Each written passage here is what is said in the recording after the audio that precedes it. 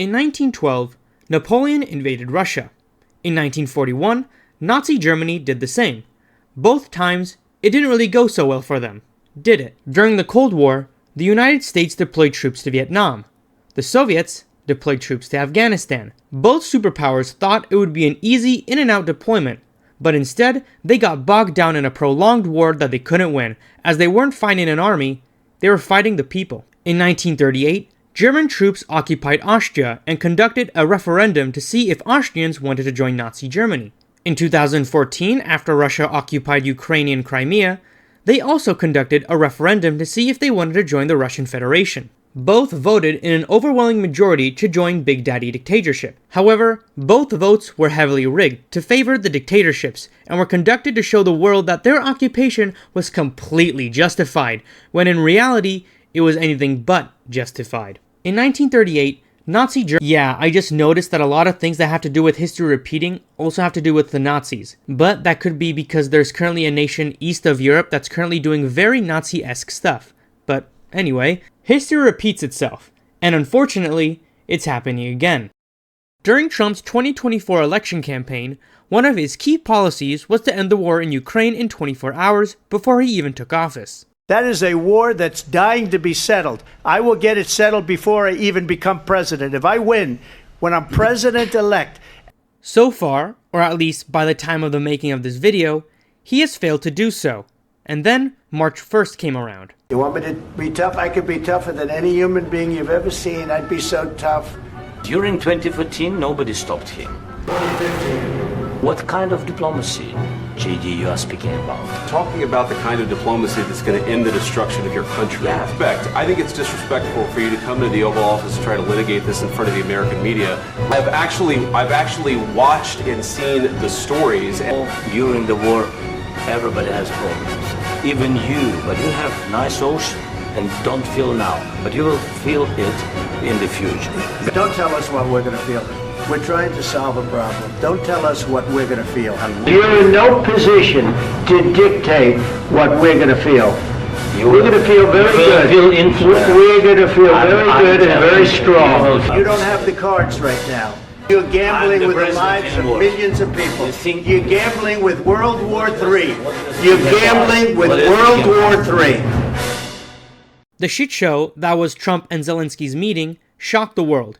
In particular, Europe. These types of meetings where politicians shout at each other happen more often than people realize. However, this was broadcasted live on television for everyone and their mother to see. And whenever something major happens, people are quick to turn to social media apps like TikTok or Instagram to see what other people think.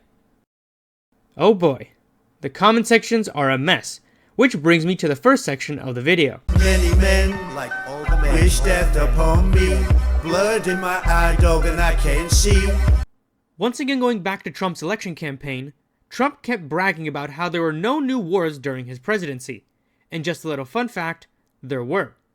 A 6-week war broke out between Azerbaijan and Armenia.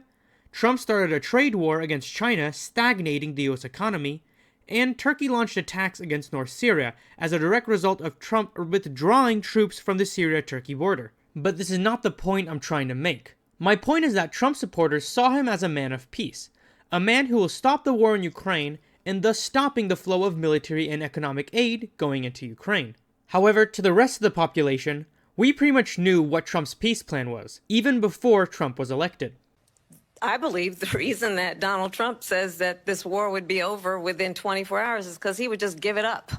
Thousands of Trump supporters were like, yeah, we're gonna stop this war. And then days before Election Day, Trump says this. Well, we need Greenland for national security purposes. People really don't even know if Denmark has any legal right to it. But if they do, they should give it up because we need it for national security. Can you assure the world that as you try to get control of these areas, you are not going to use military or economic coercion? No, I can't assure you on either of those two.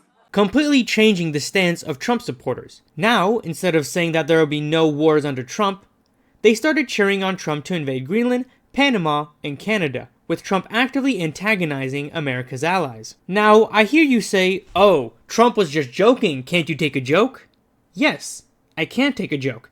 However, you don't do these jokes when you're in politics, especially with Trump, as you never know if he's fucking joking or not. Then, in late February, where the negotiations on the Russo-Ukrainian war started, Trump stated that Ukraine started this war and that Zelensky was a dictator. And so Trump supporters scrambled to social media to spread the word. A week later, Trump approved to send more weapons to Ukraine in exchange for Ukrainian natural resources, once again flipping the right's opinion on the Russo-Ukrainian war, saying that, "This is Trump's plan from all along, Dutch!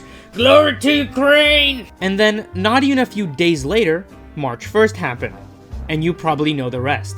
Trump supporters are like those historians from the early 2000s. They'll proclaim loudly that the M4 Sherman was the worst tank in history as it was meant to be cheap and easily mass-produced. And then they'll turn around and say that the T-34 was the best tank of World War II because it was cheap and easily mass-produced. Now, you might be thinking that Trump is a cult of personality, seeing that his fan base has almost unquestionable loyalty and admiration towards him. And you'd be partially correct. Obviously, not everyone who supports Trump follows him like a cult.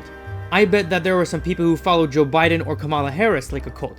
However, unlike them, Trumps are much louder and way more numerous. And just like any cult, they can be pretty annoying, especially if they have access to the internet. So I'll be discussing some of the talking points the Make America Great Again movement screech on a daily basis.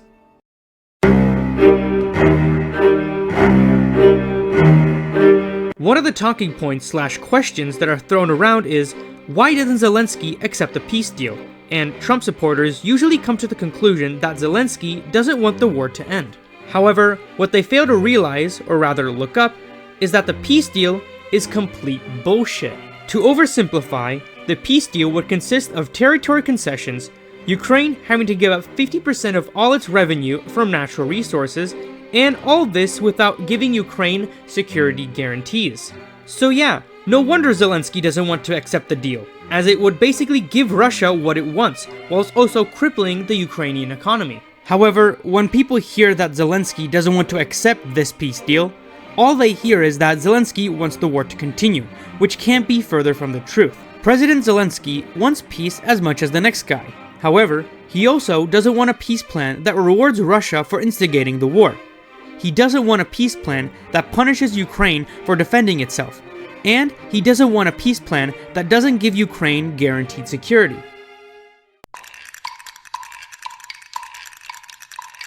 This one will be short, as it's easy to debunk. The reason why Zelensky hasn't had an election since 2019 is because in 2022, Russia invaded Ukraine. And according to the Ukrainian constitution, during a state of war, all elections are held on hold. Now, you might be saying, well, the US held elections during the Civil War, and you'd be correct. However, the Union never formally announced a state of war, and neither did they formally declare war on the Confederacy of Independent Systems. Not to mention, the Ukrainian constitution is different from the American one. Britain during World War II also didn't have elections, but you won't hear anyone call Churchill a dictator now, would you?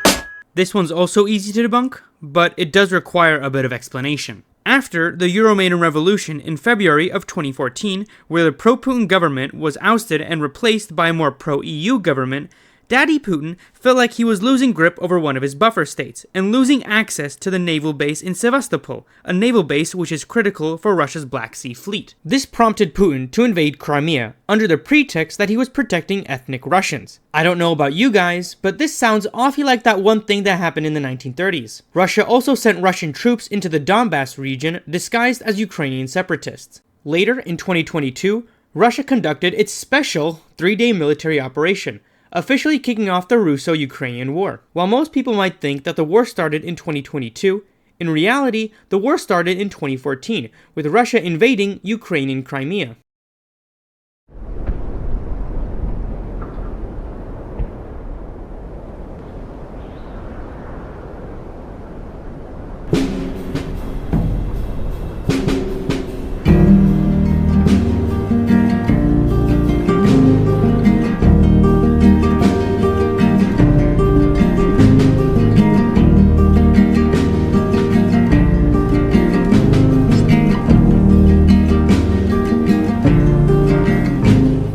Now, we finally get to the main point of the video. Why should we even care about Ukraine? Well, it's because we've seen this before. In 1938, Nazi Germany occupied Austria under the pretext that he was uniting the German people. The major European powers at the time, Britain and France, shrugged this off, only sending Hitler a strongly worded letter, saying that he's a naughty, naughty boy and that he should not do it again. In that same year, he did it again. Hitler demanded that Czechoslovakia, which was under British and French protection, give up the Sudetenland, under the pretext that he was protecting ethnic Germans. In actuality, the main reason for why Hitler wanted the Sudetenland was because of the mass amount of concrete bunkers and fortifications that mostly resided in the Sudetenland. Britain and France, who adopted a diplomatic policy of appeasement, accepted Hitler's demands, as long as he would leave Czechoslovakia alone and wouldn't take any more territory.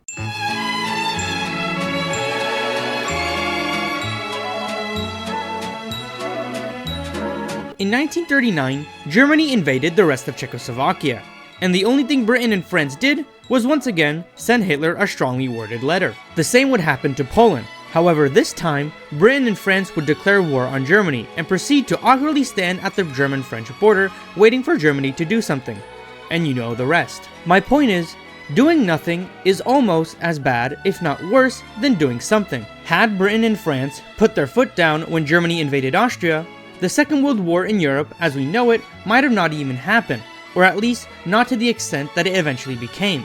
Had Germany been confronted early enough, the Allies would have had to fight a much weaker Germany, a Germany that didn't obtain the Czechoslovak industry, a Germany that was still in the process of rearmament, a Germany that would have been surrounded on all sides. Unfortunately, that didn't happen, and instead we got this.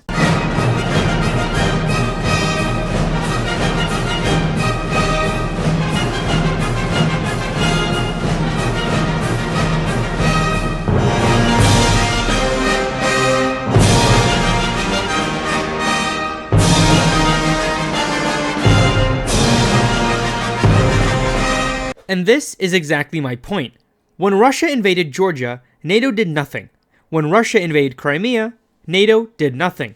It's only after the full-scale invasion of Ukraine that NATO and its allies actually did something. If we let Russia succeed now, it'll basically give Russia the green light that they'll be able to do whatever they want, and practically tell China that Taiwan is free for the taking. Trump might think he's upholding peace by performing the art of the deal and giving up Ukraine to Putin. But in reality, he's just giving the irradiated bear a stim pack and fueling the flames of war. Negotiating for a ceasefire without giving Ukraine any security guarantees is going to do jack shit, as Russia has already broken 25 ceasefire agreements since 2014. So why not stop Putin now? Why lay it off and wait 8 more years for the same thing to happen again, and again? Slava Ukraini.